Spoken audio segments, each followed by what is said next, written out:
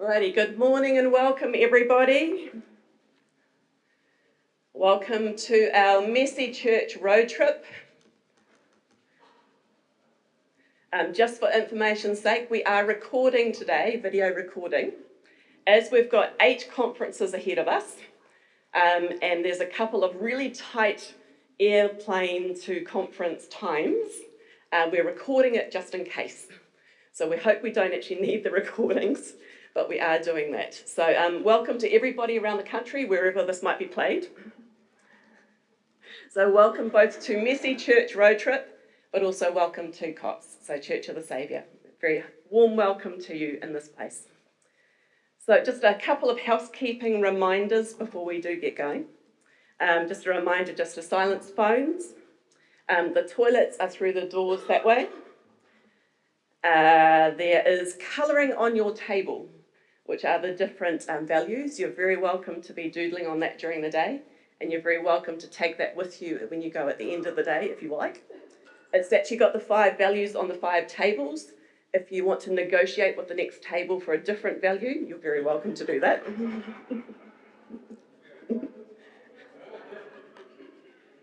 In the foyer, we do have a sample of some of the Messy Church materials.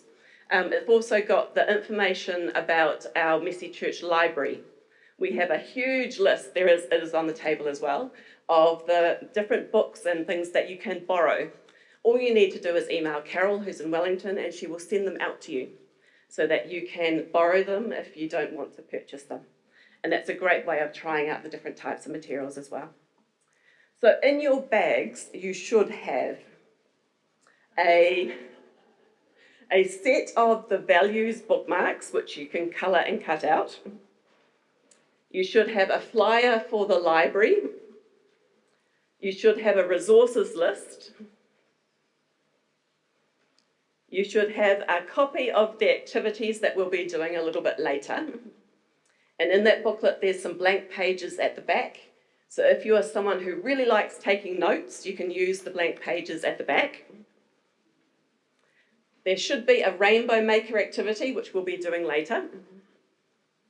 And there should be a printout of the keynotes, which is for later on today. So if any of that is missing out of your bag as the day goes on, just let me know, I do have spares. There should also be a chocolate. Now, I'm trusting you for honesty here. If you don't find a chocolate, let me know, and yeah, exactly. I will give you another if you do promise that there wasn't actually one in there. So I'm going to invite Alex up to do some intros. Alex. Thank you, Claire. It's good to be in your place, and my job is to introduce the members of the road trip that are here, but also to talk a little bit about the national team. I'm Alex Jawanka, I'm a member of the national team. I'm a retired vicar, last parish being Rotorua. In the 4 years since I've been retired, being part of the national team has been one of the things that's kept me sort of alert and awake. Jocelyn, my wife, if you could wave your hand, Jocelyn, she's also a member of the national team and is a retired diocesan family and community youth worker. And it's Jocelyn that has really driven this road trip enterprise that we're embarking on today. This is our first gathering. So thanks, Jocelyn. And Claire is also a member of our national team, and most of you, I think, will know, I feel a bit embarrassed about introducing and welcoming you to this group when this is your Turangi Waiwai, this is your place, and you're involved in so many roles and ministries in this church. So Claire brings her giftings to contributing to the membership of the national team. There are 2 other members of the national team not present here today. There's Carol Lewis in Kapiti, and Angela Brown in Christchurch. But part of our trip on our team on the road trip, we also have special guests from the UK, Dr. Dave. Dave Gregory, would you like to... Dave is an unusual mix of being a Christian pastor of the Baptist Church, and also a scientist. And it is slightly unusual, I think you'd agree, Dave. Not unique, but slightly unusual. Dave has been a past president of the Baptist Union in the UK, so he's a heavy hitter at that level, and he's also a scientist. I think meteorology is your specialist area. So he brings both a theological and pastoral and spiritual aspect to what he is able to contribute, and also that scientific aspect. He is still an accredited Baptist pastor, but without a congregation as such. So he has a special role as Baptist missioner for science and the environment. So it's really great to have you here with us, Dave, and we appreciate the time you're giving to this project. The other person who is amongst us is Greg Ross. Wave your hand, Greg. Greg is the Minister for the Wellington missional region of Western Australia. So he's not a New Zealander at all. So he's completely foreign, but he is Australian, and he is also a member of the Message Church national team for Australia. So he's also a heavy hitter in that kind of area as well. So we do look forward to the presentations that you're going to offer us today. 2 presentations in the morning, 2 in the afternoon, and also various other activities to do. So thank you for your interest, and those of you who are here, whether you're deeply involved in Message Church or otherwise, or if you're just curious, we do appreciate your interest. Part of the role of the national team is to raise an awareness of the fact that there is a national team, and that Message Church is actually part of a global movement. It's not just a local thing, it's national and global.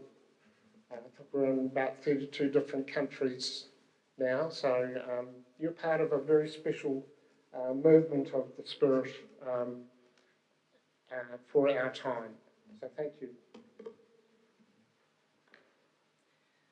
So we're always aware, wherever we go, that sometimes we have some people that may not know what Message Church is. So quick overview just as we start Message Church Conference. So Message Church is a relaxed style of church that is suitable for all ages. The values are about being Christ-centred, about being intergenerational, all-aged, and it's based on creativity, hospitality, and celebration. So the guys are going to expand on those more as the day goes on.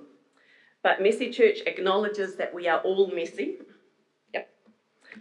No one is perfect, and we live and function in a very messy world. But we have a God in that mess, and we aren't alone. So Message Church is primarily for people who don't already belong to a church, and it's aimed to introduce Jesus and to grow closer to him.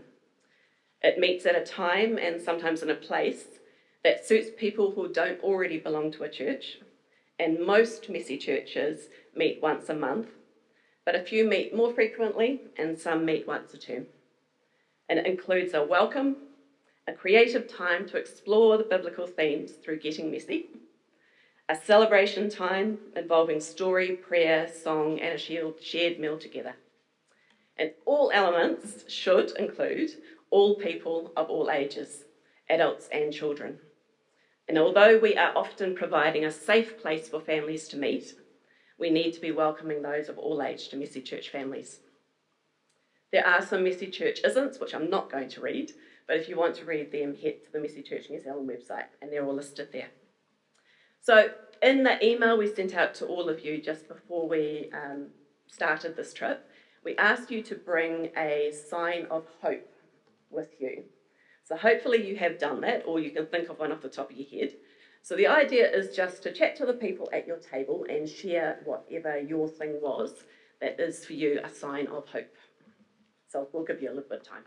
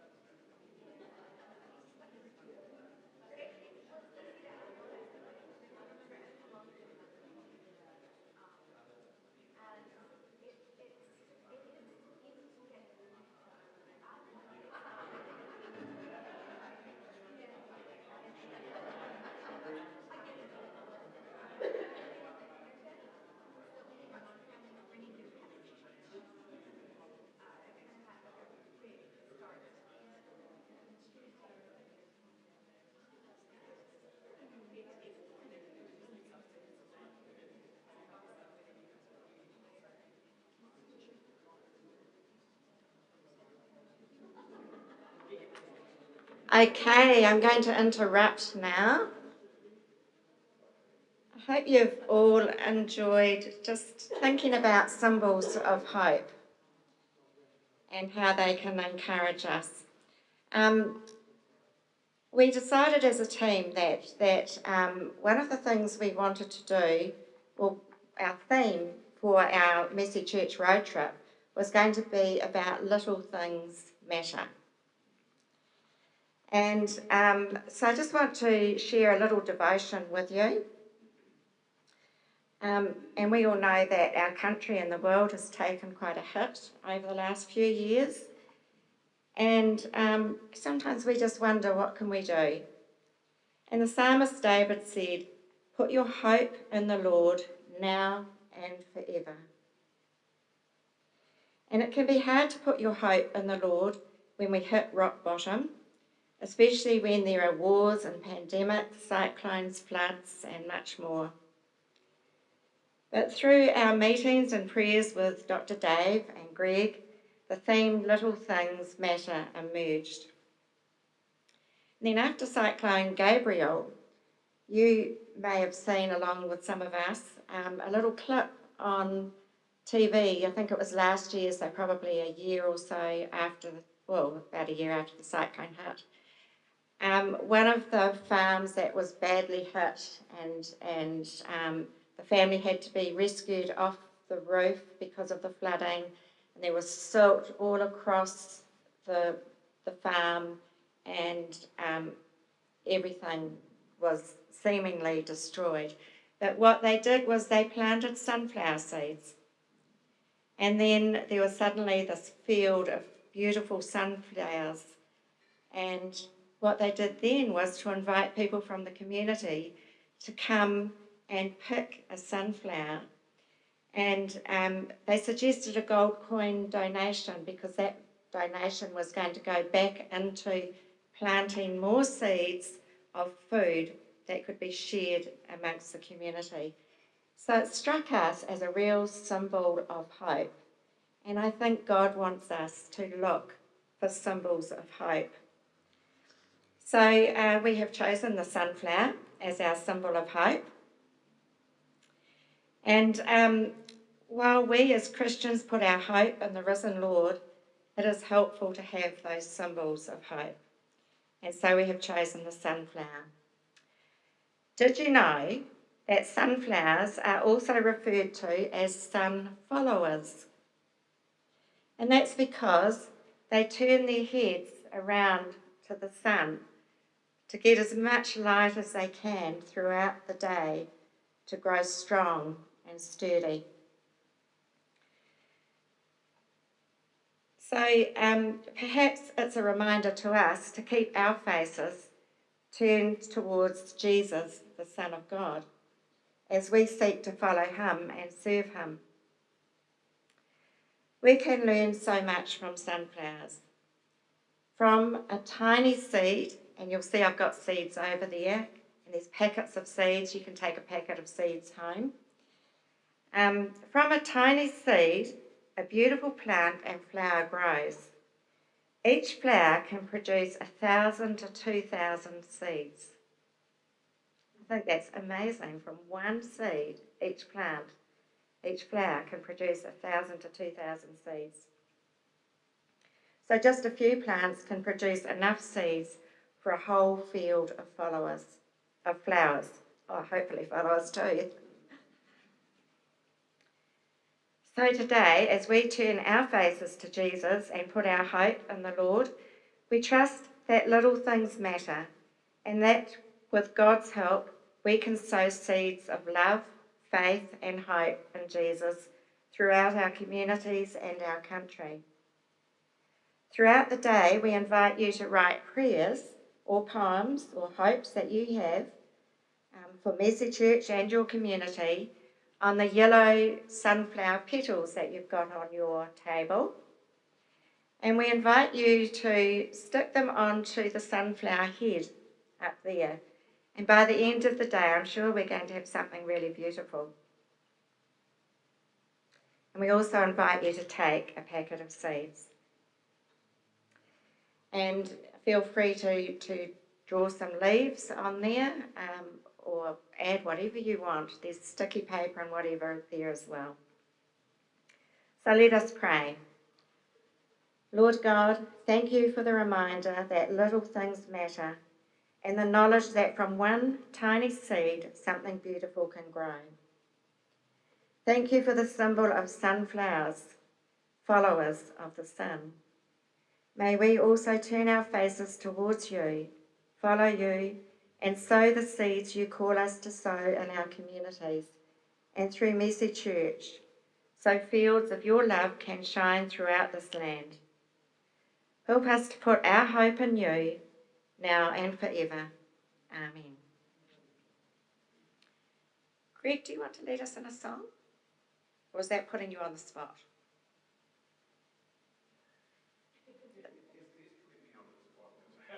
That's all right.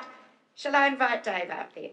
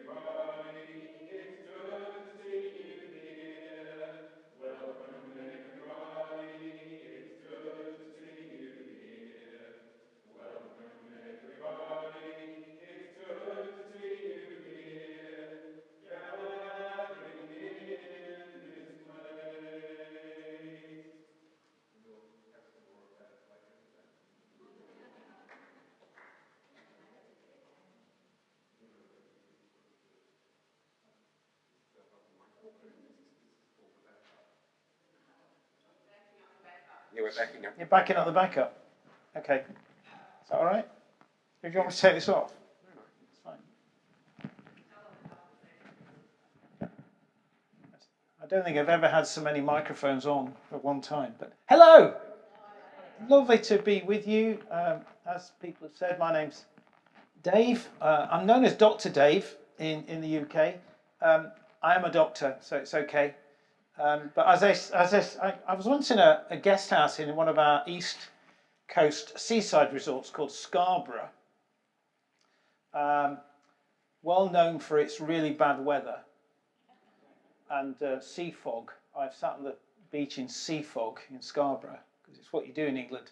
And I'm having breakfast one day, and the guest house owner comes up to me. He said, "Oh, my elbow's not very. It's a bit painful this morning. Could you have a look at it?" And I said, No. I said, if you've got a sick cloud, that's fine. I'll look at that, but I'm not looking at your elbow.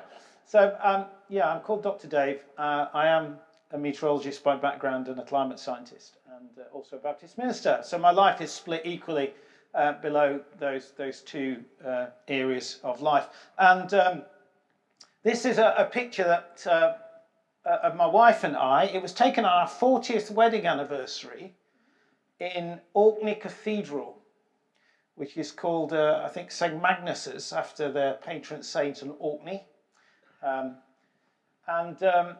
It's a beautiful cathedral. It's very unusual. It's made of red stone, these massive columns. It's getting on for just under 1,000 years old, this building. And we're both scientists, my wife and I. I'm a physicist. She's a chemist, although she's dabbled more recently in physics because she works at a school and she was doing physics experiments for the teachers. So this is a romantic evening for me and Carolyn. I get home from the church leaders meeting and she's in the kitchen. The table is covered in electrical meters. She is on the computer watching a headless man teach people how to solder because she has to fix the meters to take them back the next day for school. So the next hour and a half we are soldering electrical meters in our kitchen. This is our bonding exercise. But we discovered only about a week before we went over to Orkney to celebrate our 40th wedding anniversary that it was the Orkney Science Festival. In fact, it was bigger than that. It was the Orkney International Science Festival. And who'd have thought on a little island like Orkney they'd have this big week-long science festival? But one of the things that the cathedral did is they invited a scientist up who was a Christian from Lancaster University, and he was an expert in the sun. And one of the things they have at Lancaster University is what you see on the screen there, this big globe of the sun. And they project images from one of the NASA space satellites which is orbiting the sun. And you can see all the detail, all the motion in the sun, all the eruptions from the solar the sunspots, the magnetic field that's erupting, and it was a good way to mark our 40th wedding anniversary because science has been a constant theme in our lives for 40 years or more. One of the great things that happened to us in Orkney is I took my telescope with me in a big box, and I was setting it up one night when the sky started to glow green, and one of the consequences of the sun and its eruptions from those sunspots and the Earth's magnetic field. Oh, hang on. How's it? Hang on. Oh, yeah. This is the Aurora Borealis, or the Northern Lights, as we call them. And it started about 9:30 at night. We were watching it until 12:30 at night, and we got up at 2:30, and it was still going on. And we had never seen it before, but it's a bit shaky, this picture. It was a handheld 10-second exposure on my phone, and you can see the kind of classic curtain look. But I'm insanely jealous of my wife at the moment because this is a picture she took on her phone from our garden 3 nights ago because we've had this huge solar storm. Biggest we've had for 20 years, and all over the UK. My family's been sending me pictures like this, and I'm stuck in Melbourne, which is just a little bit too far north to see most of it. And anyway, the city lights were too bright, but I did go out into the Royal Park at 10:30 at night on my own into the darkness to see if I could see anything, but I couldn't see anything, which is a shame. I know, and I'm just too late. And I have 2 Aurora forecast apps on my phone, so I'm keeping an eye on it. You know, one of them does North and South Hemisphere, so I'd love to. Be great to see at some point. Messy Church then. Alex and Jocelyn and Claire have given you an introduction to Messy Church, and actually the week before I came, actually the Monday before I flew out on the Wednesday. We had a Zoom meeting in the UK and with people joining us from different parts of the world, including somebody from Australia, from Barossa Valley, because it's 20 years since Messy Church started in one church in Portsmouth with Lucy Moore and a team. And Lucy, although she's now working for a wider Church of England, she was on that call, and some of the original team were there, 20 years on. And I need to update my slides. How many countries did you say? 32. I've got 1,700 messy churches in 30 countries. And the great thing is, it's not just Anglicans or Methodists or Baptists. It's across 30, 20 different groups and streams of churches. It's something that seems to connect with our desire to connect with people beyond the life of the church. Primarily engaging children, families with preschool children or primary school children, although I know there's been moves to engage some of the older teenagers in that. It's intergenerational. It's not children's work. That's one of the struggles I have in the UK with Baptists. They think it's children's work, but it's not. It's intergenerational. It's children, young people, adults worshipping, learning together. And amazingly, it attracts previously people who have had very little connection with the church. That was true in my own messy church before COVID, and when we had to stop for a while in COVID, and when we relaunched it in a new form, we started meeting people who had never been to our church before from the community. Never been to, they may have occasionally called in, but they've never been to a worship activity together. So it's really interesting that it does that. Now, you've already heard about the values of messy church, but I'm going to try and use a science experiment to explain to you again the values of messy church. Here's the values of messy church. Actually, some people call them the DNA of messy church. I am always fascinated how scientific language slips into everyday use. DNA now we use to define the essence of something, don't we? As well as us, but other activities as well. So here's the essence of messy church, as you've heard. So I'm going to try and explain this in a science experiment. This is a simple science experiment. Do you know what this is, anybody? Sorry? Pendulum. It's a pendulum. Did you say pendulum as well? Good, well done, because most people, when I do this, especially younger generations, haven't got a clue. Because we used to use these to measure time with, Now, this is a really exciting science experiment. Would you like to see it? Yeah, you ready? 3, 2, 1.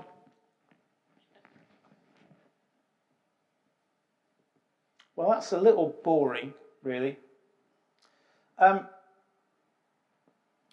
Sometimes churches like this. Sorry. Hey, I'm a minister, I can say it. Sometimes churches like this, isn't it? It's much the same week after week. And you know what you're going to get. And it's steady. I mean, there's a value in that steadiness. It gives you some sense of security. But at times you think, don't you wish for something a bit different? Yeah, thank you, Andrew. Andrew is I met Andrew again this morning. I'm really encouraged because he was in the Roadtrip conference 4 years ago when I talked about when I came over. He's come again, so it can't have been that bad. So this is a pendulum. We can make it a bit more interesting because I can take this pin out of it, and now I've got a pendulum on a pendulum. It's a double pendulum, and when I do interesting things like that. Ooh, you see? This is much more interesting and fun. Now, the question is now, how on earth does that relate to the values of messy church and DNA of messy church? Well, did you hear yourself? Did you hear yourself when you saw it do something crazy? When you see laughter, there was ooh. There's something in that ooh. It's an expression of wonder at something that's different. And actually that ties in with this sense of celebration and worship we want to include in our messy churches. It's excitement and joy and wonder over what we're discovering of God. It's our response to God.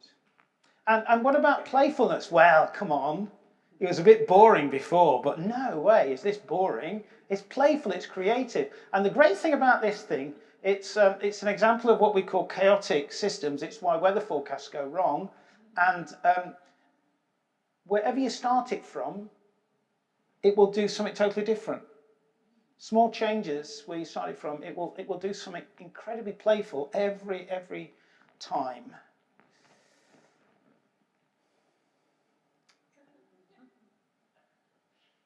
So it's creative, unpredictable, and yet you always know what it's going to do. You also know it's going to do flicks.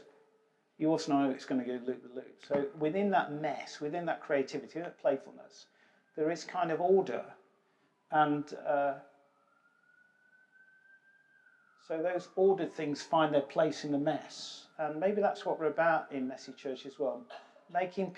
Helping people find their place in the mess of life. Because life is messy, isn't it? And some people struggle to know if they have a place. And maybe we're trying to say to them, yeah, you do have a place in the mess of life. And how does it relate to intergenerational? Well, if it was just one pendulum, it was boring, but there's two, it gets more interesting. And Messy Church is all about bringing people together of all different ages and types and backgrounds, and out of that comes this really interesting behaviour to learn and to interact with one another. Sorry? No. No, I can't. It's a double one. I can't do a 3-1. That's a good question. I don't know. I'd never. The double one is a classic example of this kind of behaviour. I don't know what a 3-1 would do. It might be more ordered. There's no guarantee. And Jesus, how does this relate to Jesus? Well, it is a bit of a mess, isn't it? And Jesus came into the mess. And on a Good Friday, he died in a mess, taking our mess with him. And yet within that mess, there is order, there's the loop-the-loops, there's the flicks. And I think this is a reminder that even though Jesus embraces the mess of the world, there is always hope. There is always something to grasp onto. There is always God bringing his order and his peace within it. And joy, and laughter. I'll leave this out. You can play with this later to your heart's content. It never ceases to fascinate me. So they're the values of Messy Church. But I'm going to talk to you about science in Messy Church and science in church. And some people find that a bit odd, that you're bringing these two things together. So this is a picture from Yale University. It's over 100 years old. It's a stained glass window. There are 4 kind of images in the complete set. They're supposed to represent what a balanced education is at this university, at least 100 years ago or more. So one window is music, one window is art. This central window brings together science and religion. And you've got these 2 figures in the bottom, 2 male figures. I apologise, that ladies, of its time. But one side science, and above these 2 figures there's research and invention, and on the other side there's religion, and then you've got reverence and inspiration. And then you've got these kind of angelic looking figures at the top. Over science you've got devotion, labour and truth in the halos, and then over religion you've got purity, faith and hope. And in the middle you've got this central angelic figure as well, and over their head it says light, love and life. It's interesting, it's not a Christian window. It's not in a church, it was in a secular setting, yet it borrows so much from the Christian imagery, the culture from which it came from. It's called the Tiffany window, made by the Tiffany Glass Company. I just invite you to look at that picture, that image for a minute or so. And I'd like you around your tables to ask yourself, what does that say about how science and religion, science and faith are related? How are they related together or how are they separate? Just what kind of thoughts does it come to mind? So if you can spend a few minutes looking at it and discussing that, maybe you've got some ideas you bring with you, maybe it suggests some new ideas, please spend some time discussing it, and then I'll ask you to feedback a little in a while. Okay, off you go.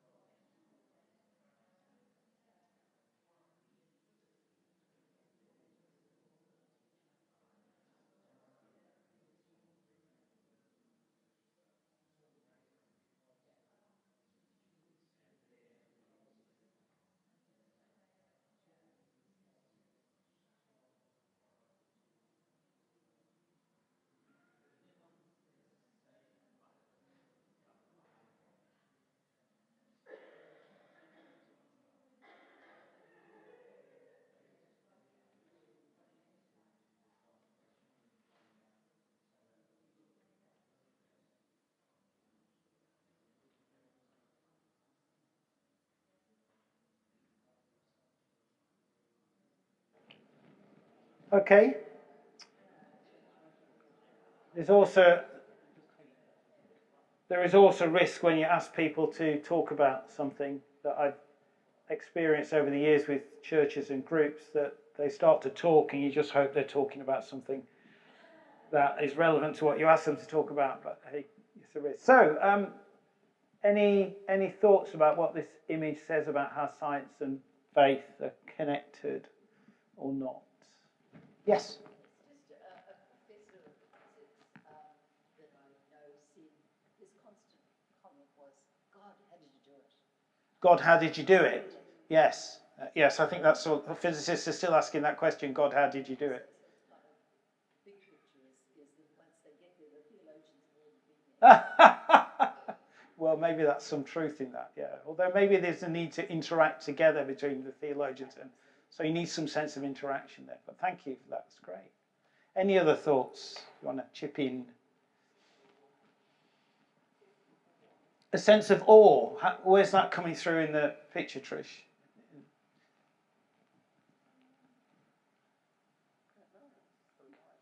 The light, yeah. Yeah. Okay. Thank you. Any other thoughts? That thought of revelation, the light helping reveal things. Yeah. And there's that angel has it like a book, I think. So it's sort of like Yes. learning and revelation and discovery. Yeah. On both sides. Yeah. Actually, light's really important to science, because without light, I mean, light is how we observe most things, with our eyesight, but the instruments that science gives us enables us to see it at bigger scales and smaller scales as well. So light's really important to reveal things to scientists, as well as an image within religion about how revelation comes. Sorry, Andrew, you're going to say something? Neither side, that side, Yeah. has all the answers. So theologians haven't been able to explain God fully. Yeah. Explain parts of him. That's part of faith. And science also hasn't been able to explain everything. There are still theories that are still being trying to be proved. But, Yeah. And so one of us said, if that was put up in a university now, with the whole polarization of things, probably would be broken very quickly. Maybe. Yeah. Universities were seen as places where you could have an open mind about anything. Yeah. And yeah. The two could live together apart. Yeah. Or crossed over. Yeah. Great. It's exciting that the God of, I'm coming from a theological perspective, that God isn't frightened by the scientists. No, and I think. Be frightened by them as a theologian either. And I think what you said about theologians haven't been able to explain God fully. One of my tutors at college when I was training would always say theology ends in silence. Always ends in worship, because there's only so far you can go before you hit the unknowable, which is God in some ways. Even though God reveals himself, there's still something unknowable that we're still gradually learning. And interesting, I think an important statement for scientists to say, and I said this last week, and somebody said that was really unusual for a scientist to say. I don't know. I don't know. That's a really important thing for scientists to say, because it drives our investigations further. We don't know everything, although sometimes when you watch the TV programs, it seems like we do. There is so much we don't know. Yeah. Any other thoughts?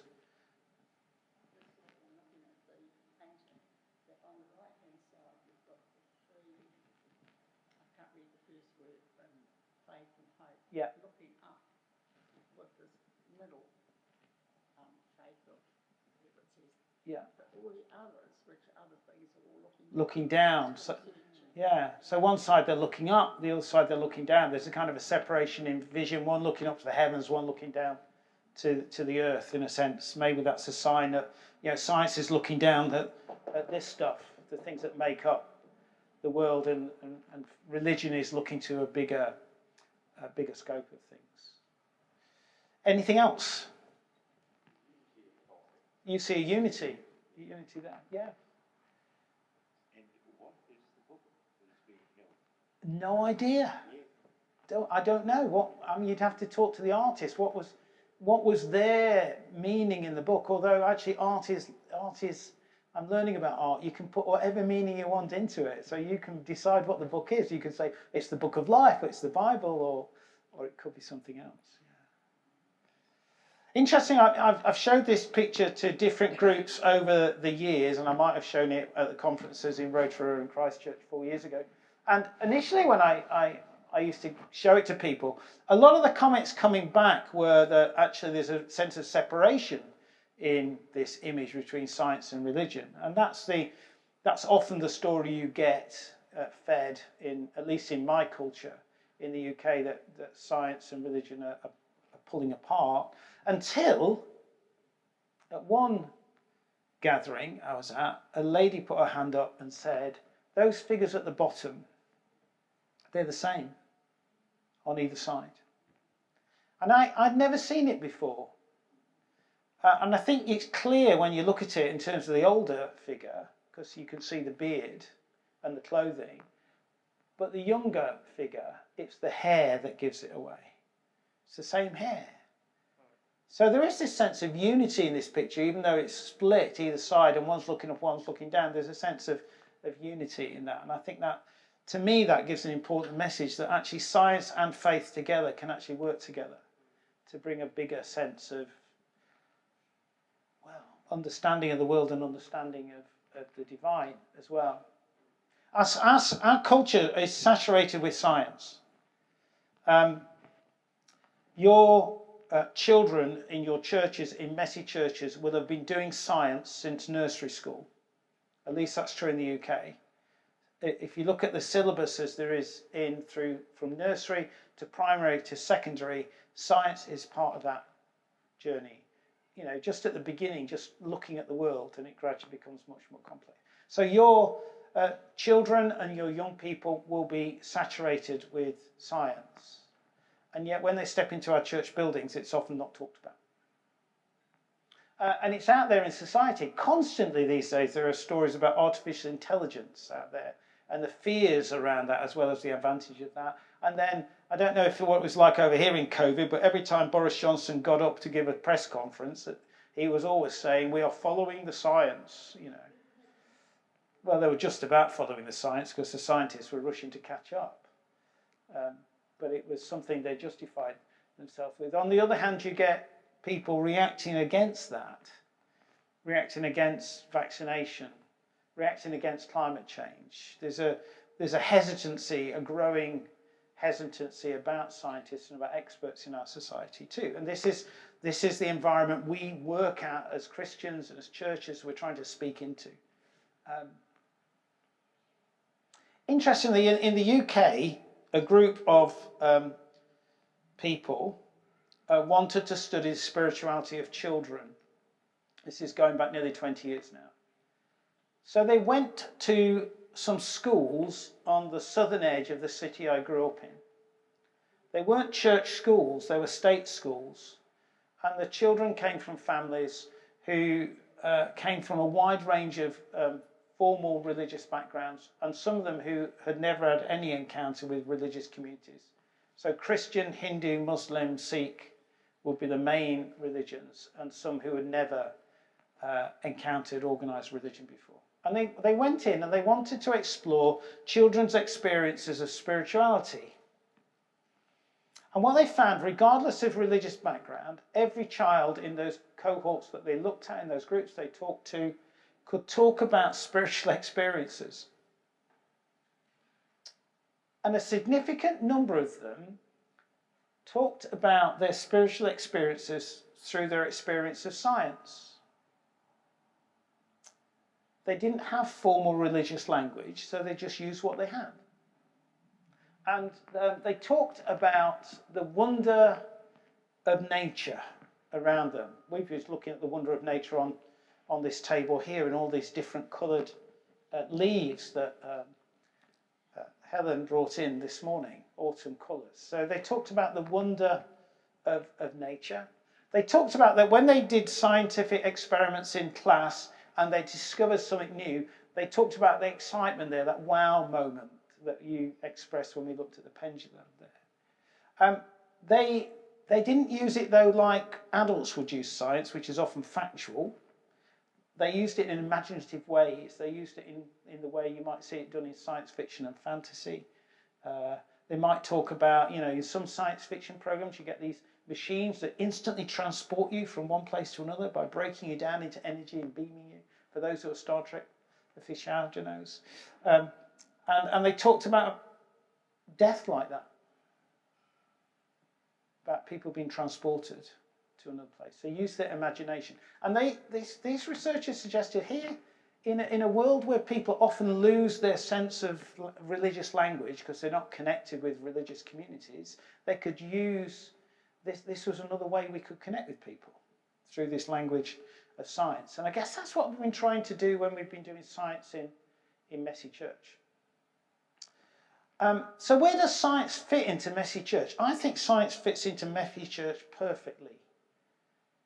Perfectly. And Messy Church values, three of them are hospitality, creativity, and celebration. And I think each of those values kind of map onto what science is about. Science is incredibly playful.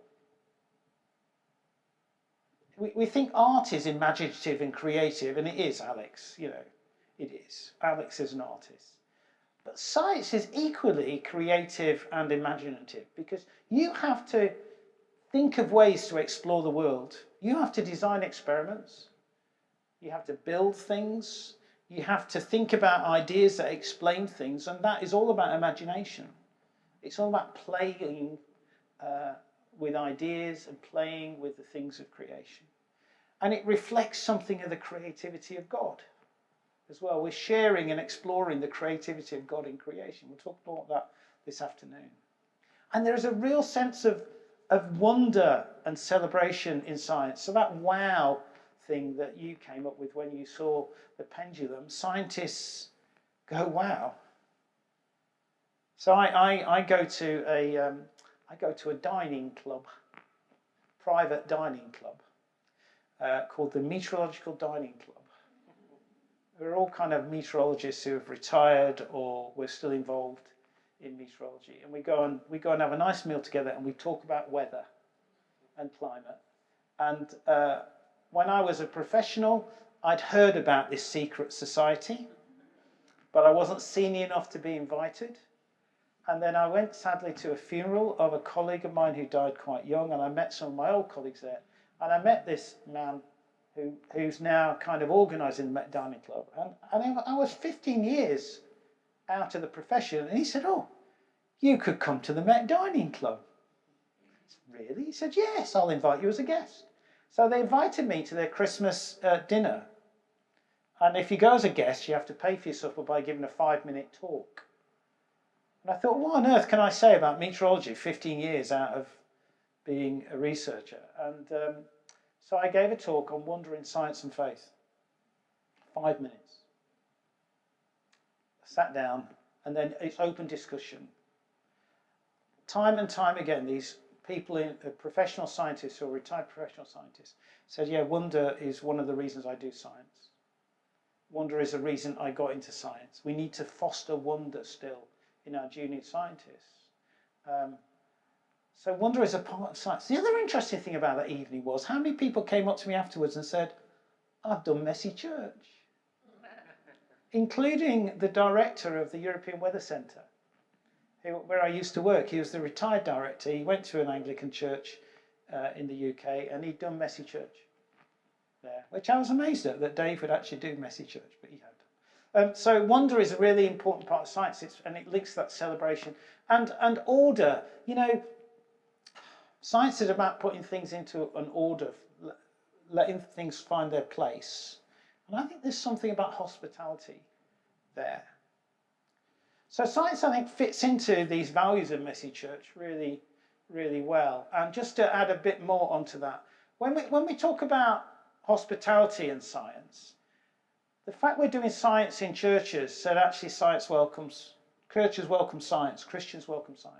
It's not always the message you get if you're a scientist. I've had scientists in my churches come up to me at the door when I've said something about science in a service and say to me, thank you for affirming as a scientist this morning.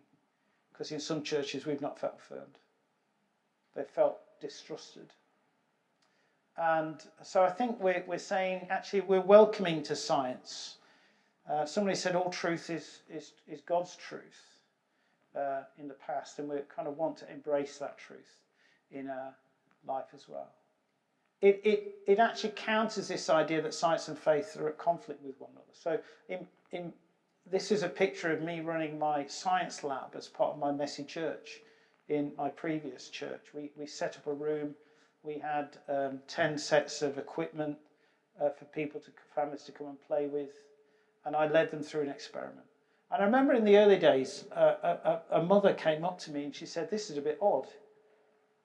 How are you a minister in a church doing science? That just doesn't work. Because she had a view that science and faith were totally separate. So actually by doing this, we're kind of breaking down those barriers. And the other thing I'd say to you is that if you have scientists in your churches, it says to them, actually, you're important and valuable. So in the early days, when we launched the book, we used to do large events at cathedrals. So we'd set up in the cathedral space 10 experiments, and families would just be invited in to come and play. And we'd have 100 people, 120 people turn up.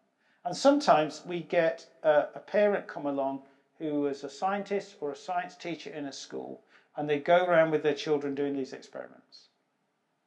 And I used to talk to them, and I could see a light come on in their eyes.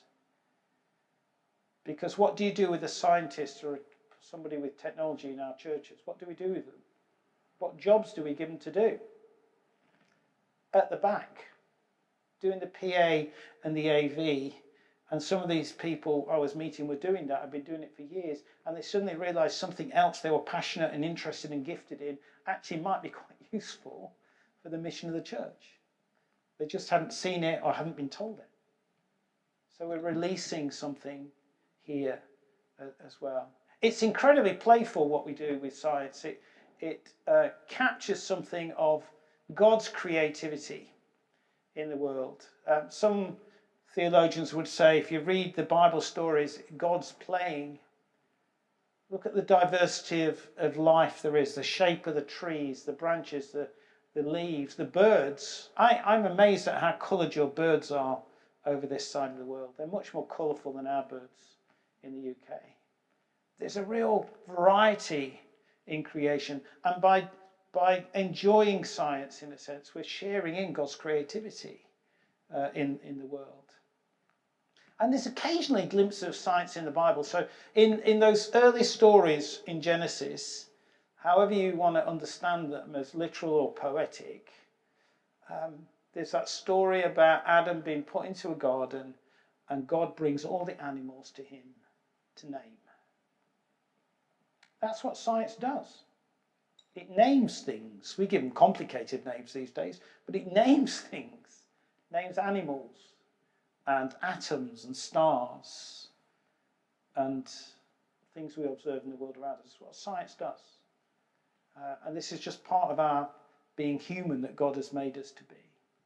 And then finally, wonder. Did anybody see the aurora the other night? Oh, Claire did. How was it? Oh, you see, there you go. It's wondrous. When we saw that aurora on Orkney, I forgot the telescope and just looked at the sky for 3 hours.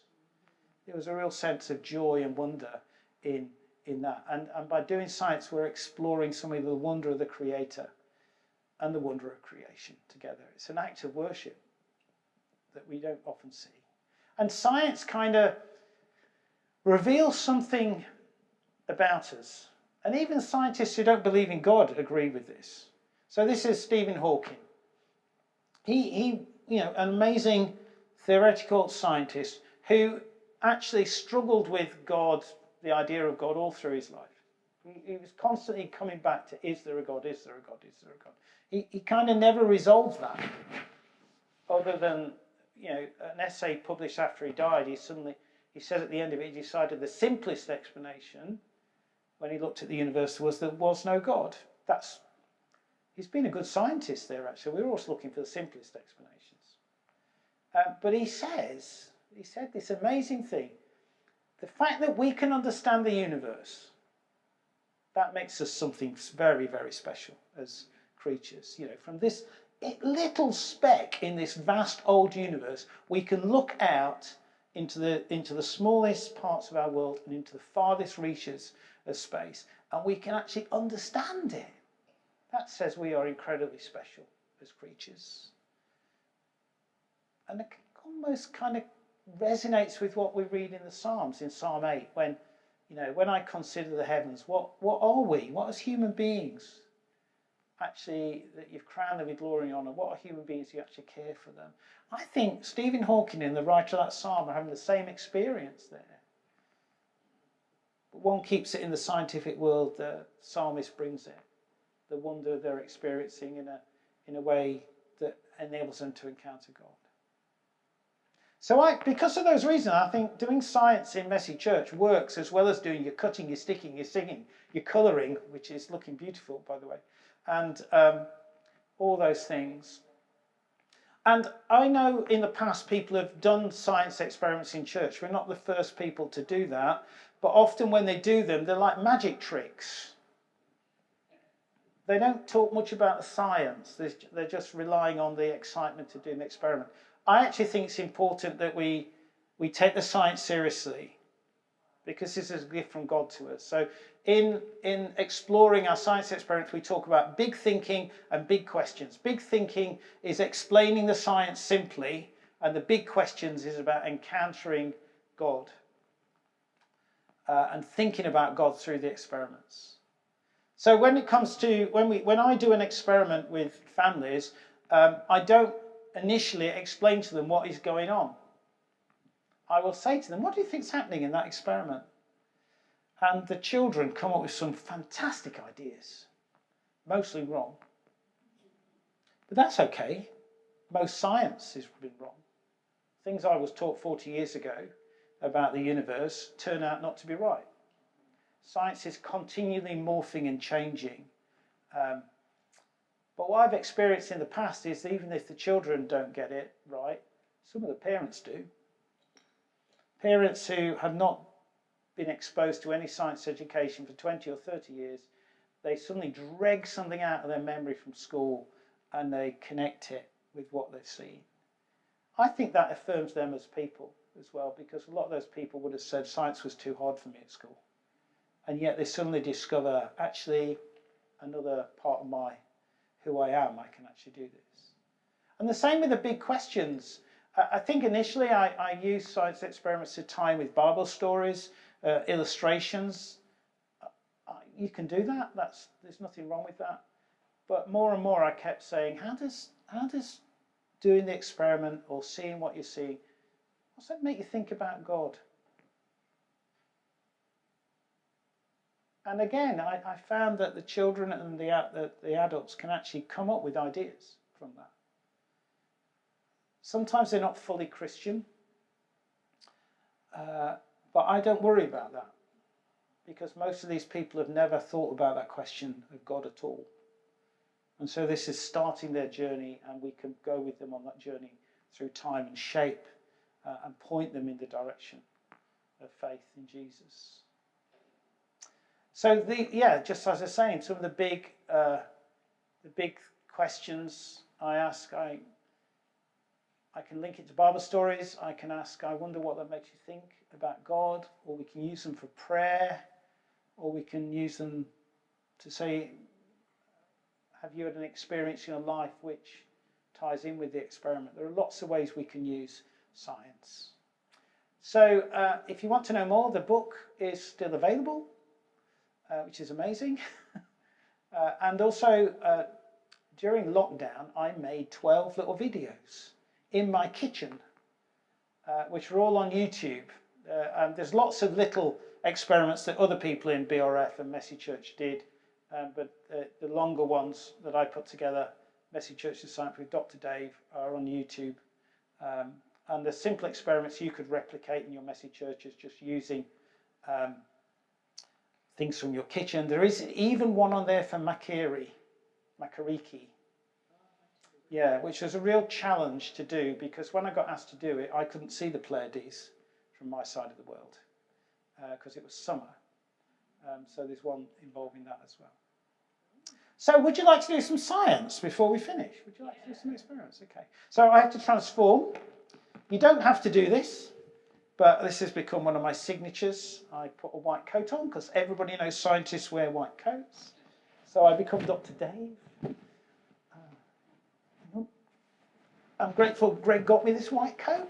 It's much nicer than my white coat, which is my wife's second-hand one. This is a series of experiments called Reach for the Moon. So basically, the other way I describe this is astronaut training program.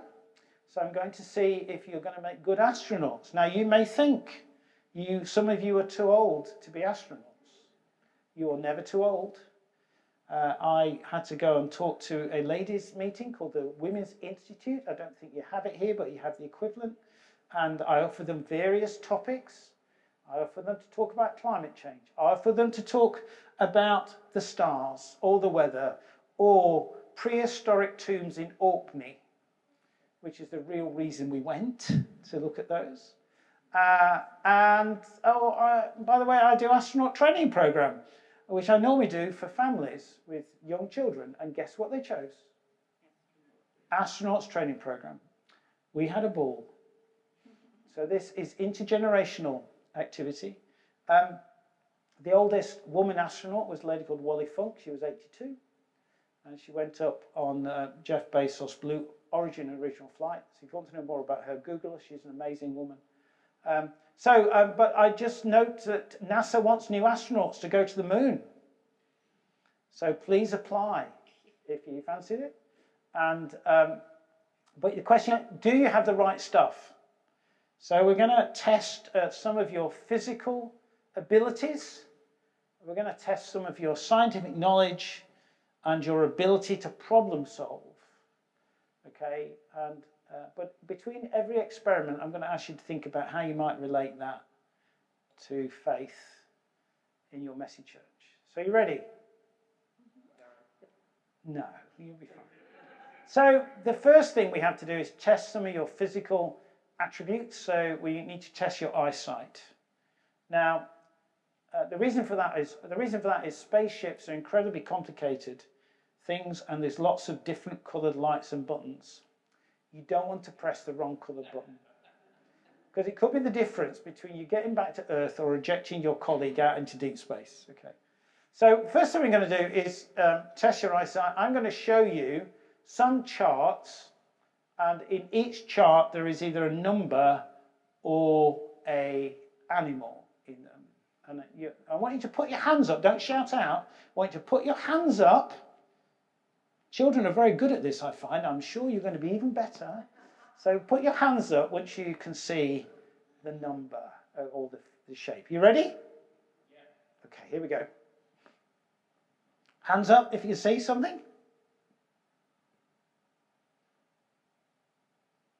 Anybody can't see anything? Okay. Okay. So what number are you seeing? 6. Okay. Good. 6. Next number. Hands up if you can see that. What are you seeing? 42. Fantastic. Answered life, universe, and everything. If you're my generation. Next one. That's a shape of an animal. Can you see what that is?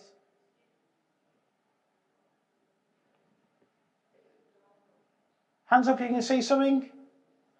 What can you see? Sorry? Elephant? No, not an elephant. A bear? A bear, yeah, it's supposed to be a bear. Somebody said possum last week. And last one. What's that? Go on, can you see a duck? Anybody not see anything? Alex, could you not see anything? Really? I once did this with a group of families in my friend's church on a Sunday afternoon, and there was a man sitting over where Andrew is sitting with his family, all sitting on the floor, and I said, we did this activity, and he suddenly shouts out, "I can't see anything." And his wife then shouts out, "I've been telling him for years he's colourblind, but he never takes a blind bit of notice." So, Alex, are you colourblind?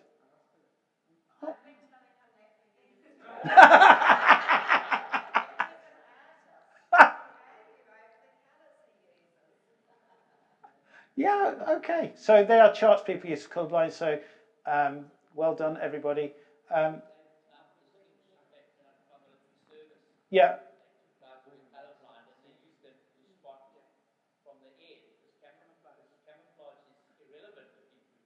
Yeah. So you put camouflage over, and they just put them in flames, blew them over, and spot exactly where people were, all the guys hiding in the bush. Right. So how would you... Yeah. So how would you use that? How might you use that kind of activity to talk about faith? Okay, yeah. Place for everyone, regardless of your attributes and abilities. Yeah. Any other thoughts? Open our eyes. You could talk about seeing God, and how sometimes it's hard to see God. Actually. Make it clear, please, Lord. Make it clear. Yeah. You could talk about some of the Jesus teaching. Why isn't this working? Claire, oh, hang on. I turned it off. Is it you? Oh, there you go. You could talk about some of Jesus' teaching. You know, you will look and look, but you will not really see. You know how sometimes it takes a while it's quite difficult sometimes to understand Jesus' teaching and see what's on about. So that's an example where you could relate it to a story in the Bible. Right, so we tested your eyes. Now I'm going to test your ears. Now, could everybody stand up if you're able to, please? We are going to play you a really annoying tune, and it really is annoying. It's a kind of single tone that they use to scare adolescents off from places where they're being naughty. And gradually the pitch is this is going to go up and up and up. I apologise if it gives anybody a ringing bells in the head. If that's a problem, just close your ears. It's going to go up and up and up. And I'm going to ask it when you can't hear it, sit down. Okay? When you can't hear it, sit down, and we'll see who the last person standing is. You ready? Okay, thanks, Claire.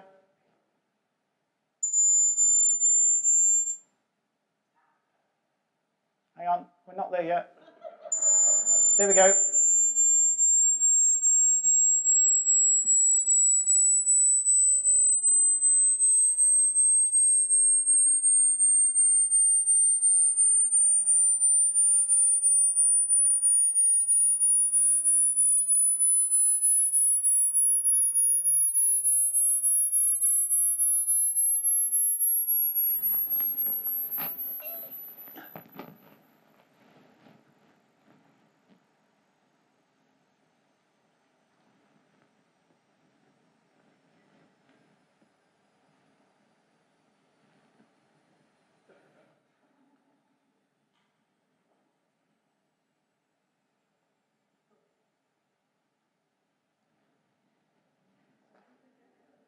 Well done.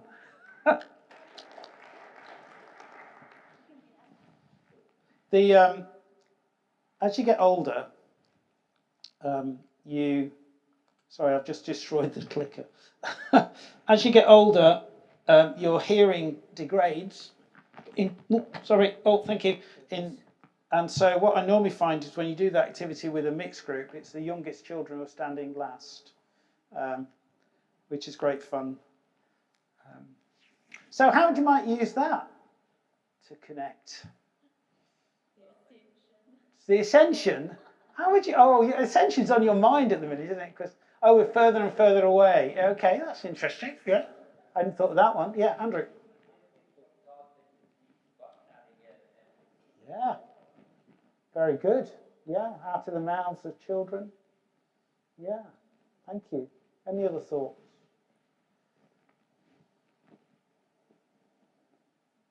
Okay. Well, yeah, prayer is an obvious one for that, or hearing from God. Your prayer is about speaking and listening. Could use it for that, to link it in with that. Right, so how fast are you? Sorry. Even if you don't think your prayers have been answered, God can actually still hear it. Okay, that's another one. Yeah, he knows. Yeah, thank you.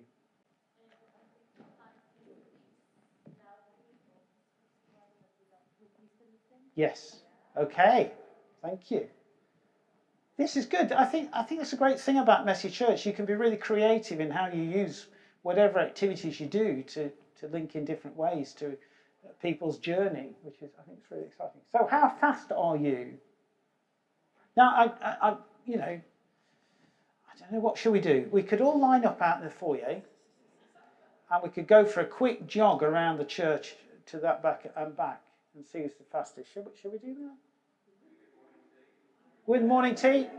No, we won't do that. Maybe I could have 4 volunteers to come out the front.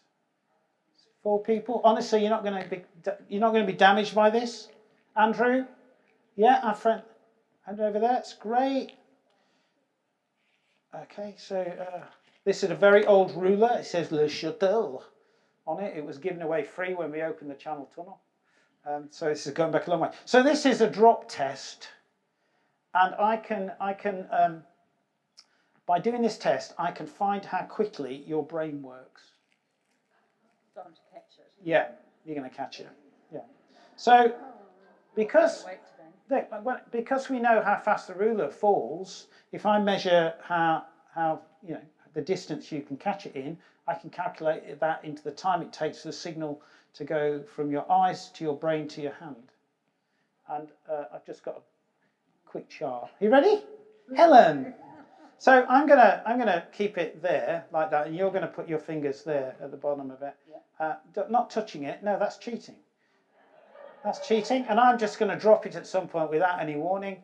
And it's been a nice day today, hasn't it, Helen? Oh, look at that. Okay, 15. Well done. That means it took 0.173 seconds for you to see that drop, to go to your brain, out to your hand. That's amazingly quick, isn't it? 0.173 seconds. Okay, well done, well done. Alistair. Are you sure? Are you sure?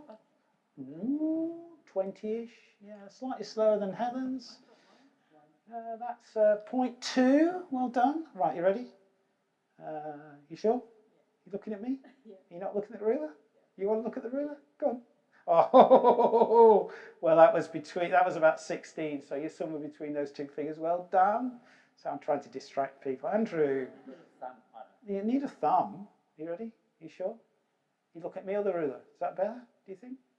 Oh, 20. So, yeah, 0.2. So, Alistair, I think you. Oh no, you were 50. Helen. You're the winner. Well done, Helen. So that was just, because you have to be quick in space. Sometimes things happen pretty quickly. You need to react. So how are you going to use that? Well, an experiment I'd like to go on because it was the two females that were the quickest. Well, that's interesting, isn't it? That's good. We could test everybody around the room and see if that's true. Yeah, no. Well, no, you don't diverge, actually, because science always is about asking the next question. It's not about what you know. It's about what you don't know and what's the next question going to be. Any thoughts about how you could use that experiment to connect to stories or spiritual activities?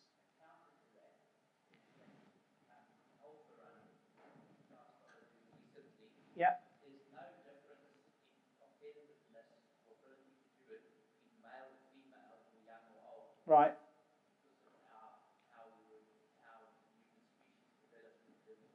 Yeah. Going slow, long, yeah. everybody can do. But if you go speed, some can go faster. Okay. So again, it's that old thing. Slow ones have to fast ones. Yeah. Wanting to do speed. So. Yeah. Okay. I mean, I would. One way you could do this is get people to tell a story. Because I think Helen's a bit surprised she was the best one, aren't you? Yeah, you see. So you have been surprised by something. Sorry? Well, that's true. I don't have time for that now. Yes, you're right. Repeat is the thing of science. But have you ever been surprised by something you can do? And get them to tell stories. And well, where was the help you got when you were able to do that? Who helped you? Maybe it's a person, or maybe God was involved in that. Just explore an experience in life. You might want to do that. That was a really good question, Joe. You asked about, it was the women and the men, and therefore we need to test it out. As I said, science is also about asking questions. So is faith. Faith, in a sense, it's not about knowing a set of beliefs and things that said in the Bible. Actually, faith, it grows, and your experience of faith grows. So I will always say to people, science always changes. So does faith. Because every time you have a new experience in life, that can reshape the way you look at God and experience God as well. Gravity. Now, once you're in space, you are very aware of gravity. So we're going to do an experiment with gravity. It involves a hairdryer and a ball. And I am going to turn the hairdryer on. And I'm going to ask you, if I turn the hairdryer on, what's going to happen to the ball? It will melt. No, it won't melt, because I've been very careful in what I've chosen, yeah. You think it's going to levitate? Yeah? Any other thoughts? It's going to levitate? It'll fly off? Yeah? Who thinks it's going to levitate? Who thinks it's going to fly off? Who's not going to put their hand up because they don't want to look silly? Right, you ready? 3. Oh, can I have a countdown? 3.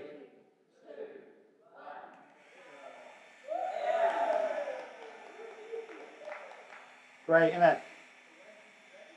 Pardon?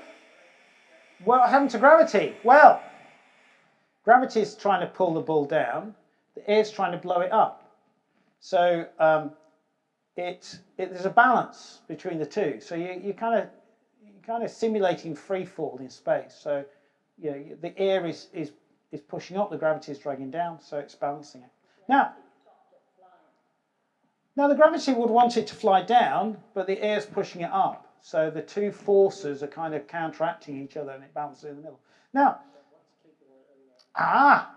good. Well, you're not only an artist, you're a good scientist, Alex, as well.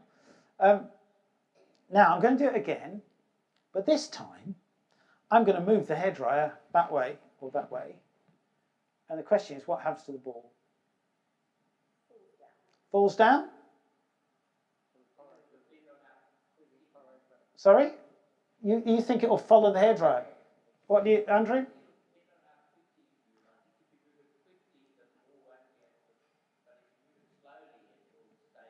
Okay. Right. Shall we try it? Countdown, please.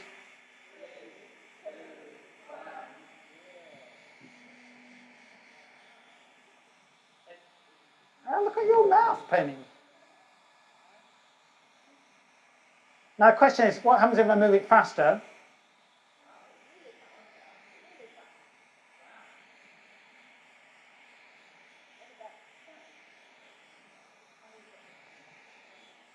Oh, there are boundaries to this, but it follows the hairdryer. Now, the question is, why does it do that? Well, the answer is, I think, is that the gravity is pulling it down, the air is pulling up, but why doesn't it fly off? There's a rule in kind of fluids that says if you've got fluid moving or air moving upwards at a certain speed, the pressure in the middle of that is lower than around the outside of it. So you've got gravity pulling it down, air blowing it up, and you've got this pressure pushing it into the center to keep it in the center, and that's why it moves.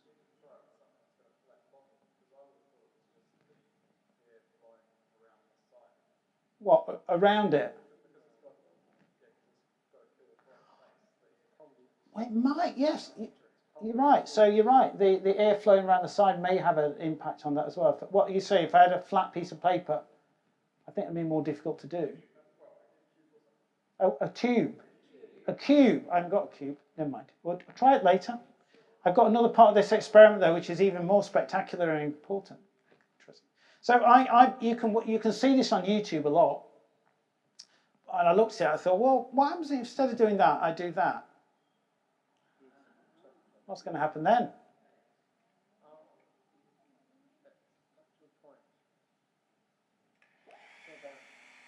Up to a point. Now, sometimes this works. Sometimes it doesn't, but hey, that's science for you. You ready?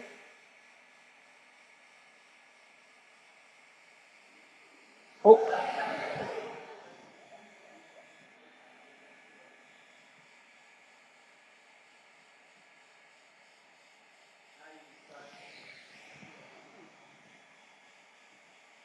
No, come on, steady down.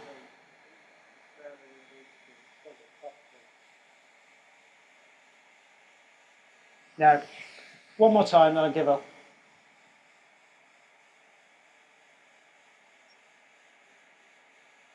No, it's not behaving itself today. So sometimes I can get it floating in the air, and then you think, what on earth is going there? You should be glad it was floating in the air just in that first time, because that's the reason planes don't fall out of the sky. Because gravity's pulling it down, but I think it's something to do with the way the air's flowing around the ball. It's flowing faster faster on top than underneath, and that pushes it up, and it makes it float in the air. So that's it. One more experiment. How would you use that, by the way? Talk about God.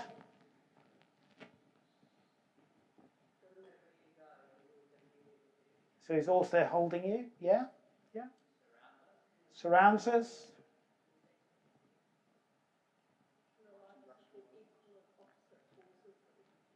Oh, kind of different forces acting on us. I like that. Yeah, yeah.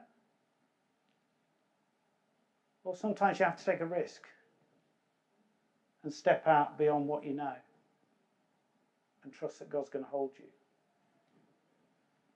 So, problem solving. I think we're just about to kind of run out of time. So problem solving. Here's a cup, piece of string with a knot, spoon. And I am going to dangle the cup. Let me get it right first. I'm going to dangle the cup over the, I'm doing well today. Dangle the cup over the wooden spoon. And I'm going to let go of the nut. What? No, hang on. I like your enthusiasm, but hang on. What is going to happen to the cup? Sorry? It should. You see, you're hedging your bets now. You're learning. It should fall. It'll fall part of the way. Go on. Yeah, any ideas?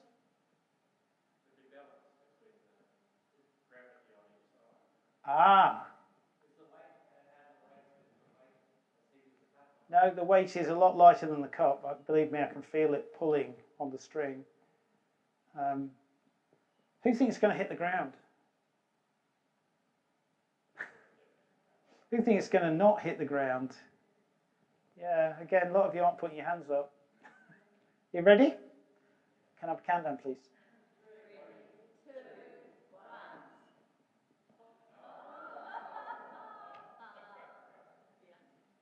1. Unexpected. It's great. Only, no, you can use any cup, but one, putting it in your suitcase and bringing it over the other side of the world. I didn't want to bring a pottery one. And two, just in case it goes wrong and the cup does hit the floor, I didn't want to break it. So, do you want to try it again? Because repeat. You ready? 3, 2, 1. Now, I did this in a school to some sixth formers, 17-year-olds, and there was a teacher sitting on the front, and he says, "Is it always the same length of string? Is this always the same length compared to this?" And we actually did a quick calculation that day, and this length of the string wrapped round here is a third. It's a third of the length of the string. This is 2/3 of the length of the string, and it's always that ratio, 2/3 to 1/3. And I have no idea why yet. But actually, some people say, "Oh, the cup's going to fall," but what they forget is the nut's falling as well at the same speed. But actually, the nut is also being pulled that way by the string, not the spring. And therefore it arcs in a loop round, and that's why it wraps around and acts as a brake. So, final question. What's this got to do with God or spirituality? Any ideas?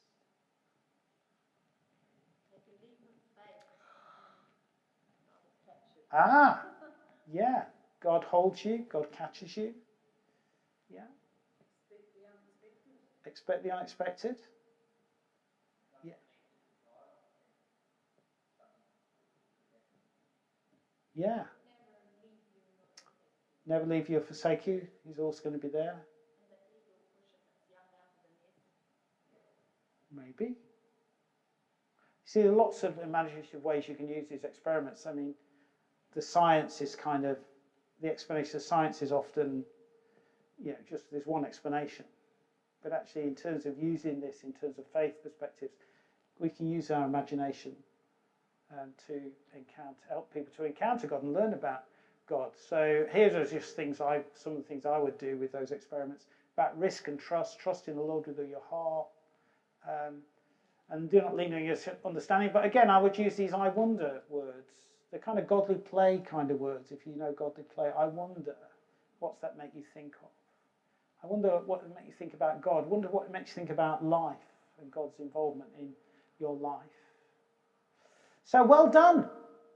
If I did have a certificate, I'd give you all a certificate to show you potentially were good astronauts because you've problem solved and things like that.